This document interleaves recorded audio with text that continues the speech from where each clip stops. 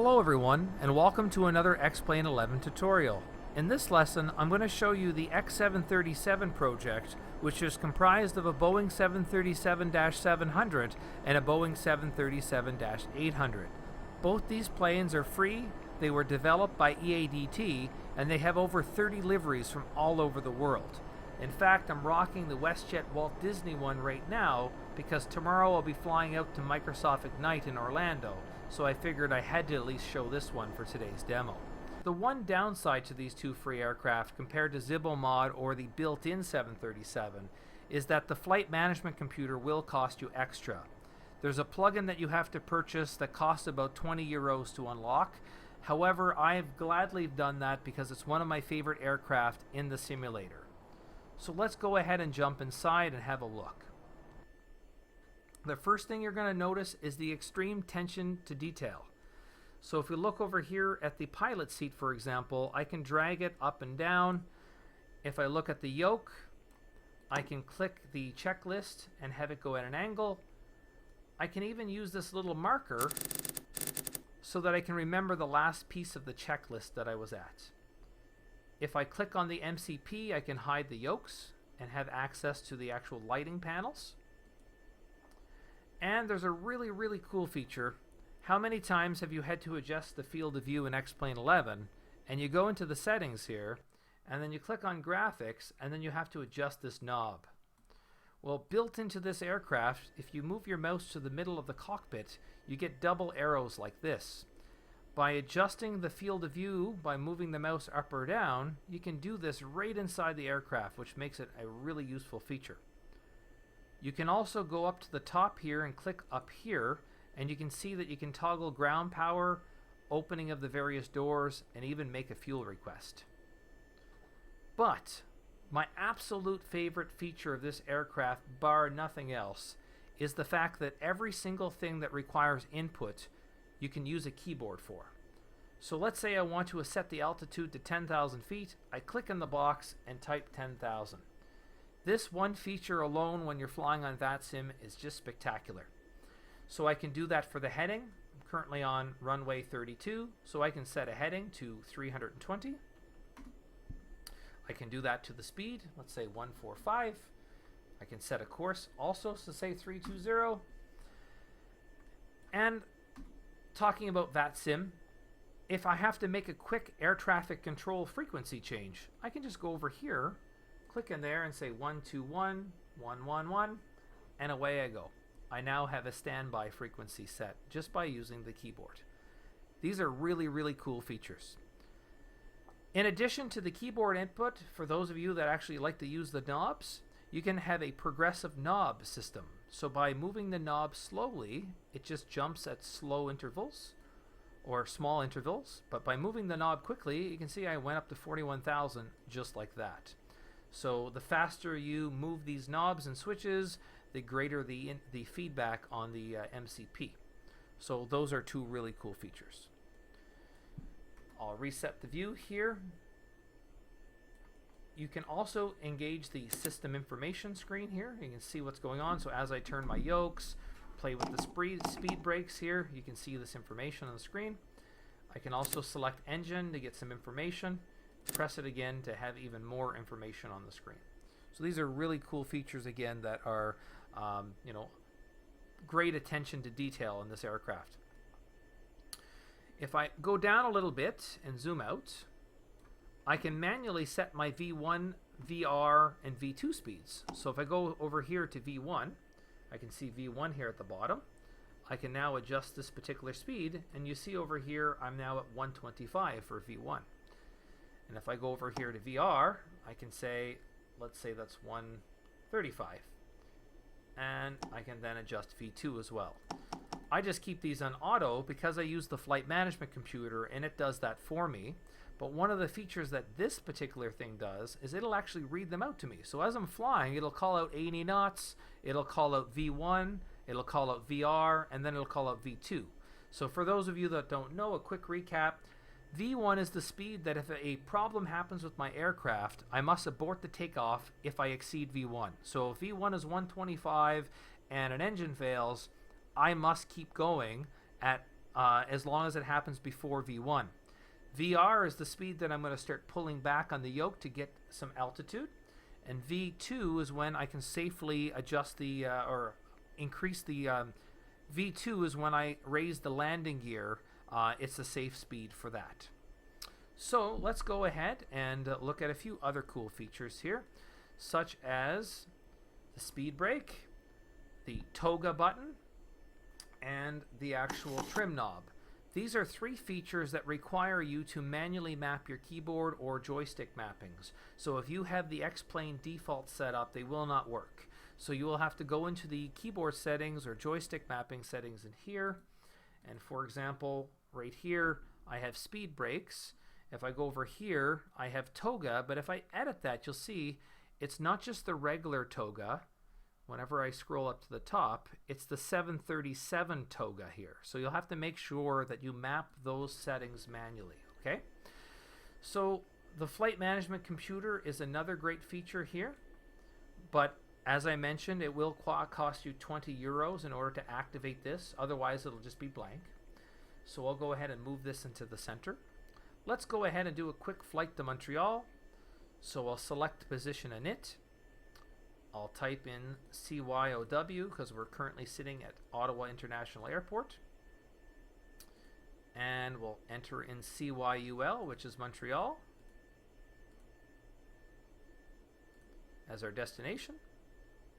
And we're at runway 32. Now, if you don't like using your mouse and you want to use your keyboard, you can click over here and it'll activate keyboard input. We're not going to enter a lot of waypoints, so it's fine for today.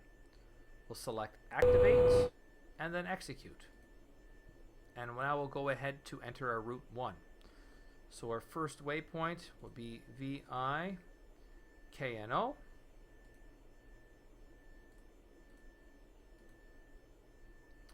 We'll select a climb altitude, 10,000.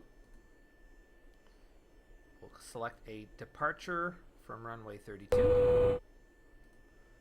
We'll select an arrival using the HABS 3 SID and ILS runway 24 left.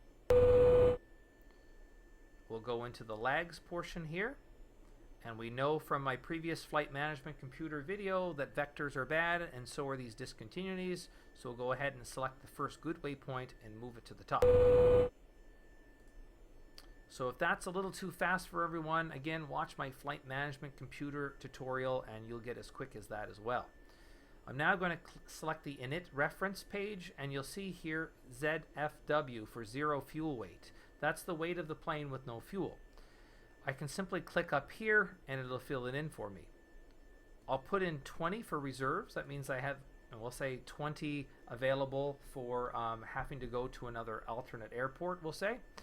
At a cost of 90, which is a standard one that airlines would use. And as you can see, it adjusts my flight level, so it wants me to now fly at 17,700 feet basically in order to stay within these parameters. I'm going to still just fly at 10,000 today. The N1 limits will help you define how short or how long a runway is. So if I'm on a short runway, I can select here for full power. If I'm on a long runway and I want to save the engine a bit, I'll go ahead and do a climb 2. We now move to the takeoff page. You can enter flaps at 1, 5, or 10, so I'll just do 5.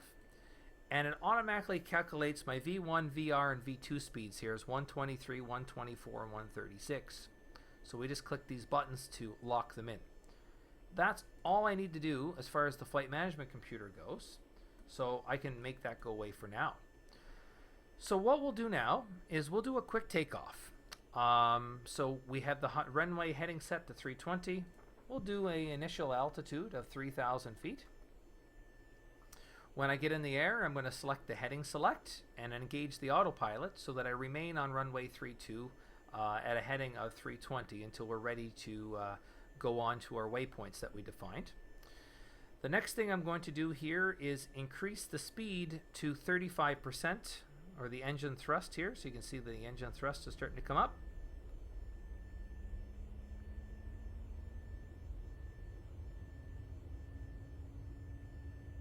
Alright, that's good enough.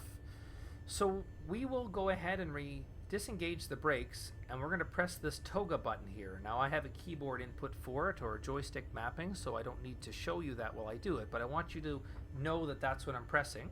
And when I press that button, it'll automatically manage the throttle for me and keep everything going perfectly for me.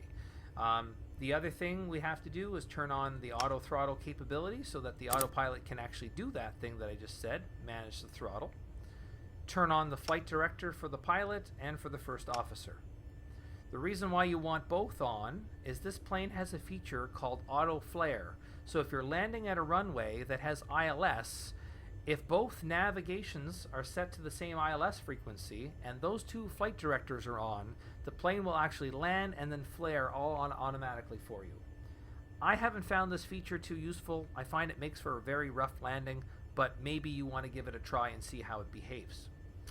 So I want you to pay very close attention as we take off, because I want you to listen to the callouts it's going to do.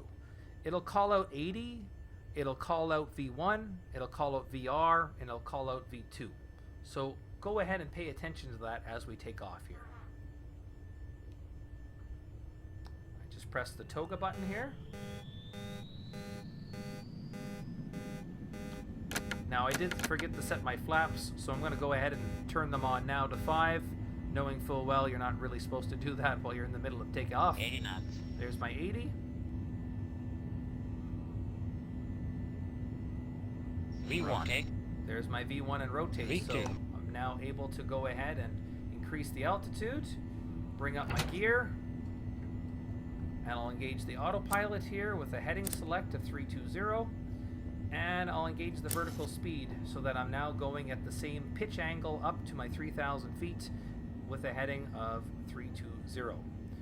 So now I'll go ahead and raise my flaps, and I'll increase my speed to 250 knots because I'm below 10,000 feet.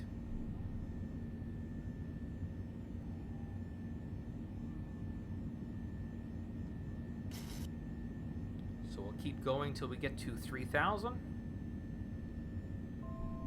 There we go. So now I'm going to start the turn to say 090 to get lined up with my first waypoint. And we'll go ahead and increase the altitude to 10,000. I could also turn on the VNav if I wanted to right now, so that basically it's managing the ascent for me. However, for demonstration purposes of why I really like this keyboard input feature, we'll just keep doing it this way for now.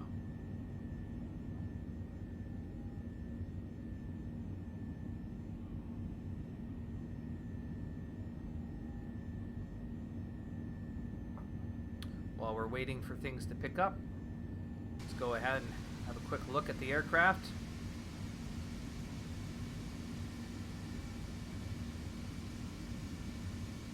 Absolutely beautiful. Really love this livery. And like I said, there's over 30 more to choose from the Canadian Airlines, the American Airlines, and many overseas airlines as well.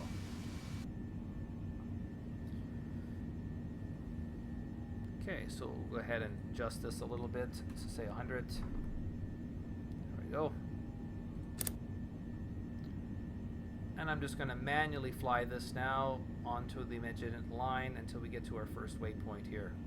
And then I'll activate the LNAV. Now, one of the features this particular plane seems to have a problem with is that you have to kind of be lined up with the right heading to your waypoint. If you activate LNAV before that point, it'll kind of give you a bunch of problems saying that you're not quite lined up with the runway or with the waypoint heading, and it'll disengage the autopilot. So generally what I'll do is I'll fly the SID myself on the magenta line. Once I arrive to the waypoint, then I'll go ahead and manage that myself. So I'm going to turn on VNav now, turn on LNav, and let the aircraft kind of set me up here.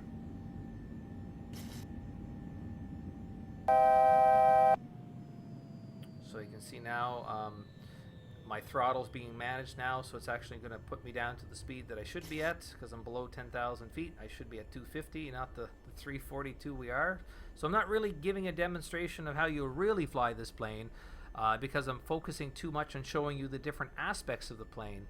I will most likely give you another demo later on how you would officially fly this plane following all the rules that you're supposed to follow. So that's it. Right now I'm now intercepting this particular waypoint, and eventually I'll get to Montreal. So I hope you enjoyed this short video of the X737 project. Please provide me in the comments below if there's other aircraft you'd like me to review. I think the next one I'll do is the Zibbo mod, and I'll be away for a week at Microsoft Ignite in Orlando, and I'll see everybody in a few weeks with another video, perhaps the Zibbo mod. Thank you and have a great day.